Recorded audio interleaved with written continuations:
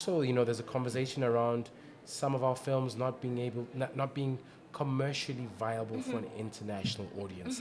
If that is so, what do you think has been our missing link and something that we can kind of, mitigate? I think there should be a meeting point between really honest storytelling that comes from a personal perspective, like the kind of stories that I want to tell, and meeting kind of commercial kind of requirements, right? Because we don't make stories for ourselves, we make them for audiences, right?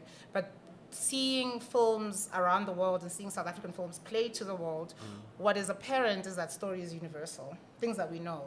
But when it's very specific to us, it becomes unique. So it becomes a unique selling point that we already inherently have.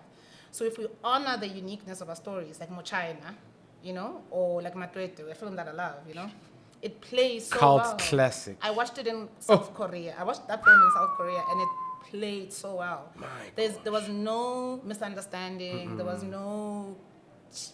They laughed, South Koreans, and they're not English first language speakers, and that thing was in Sipitori, so it's all subtitles, So I think thinking very honestly about who we are and representing ourselves in our true sense, and then it meeting the very expensive medium of film, which needs to be commercially viable. I think that's the magic.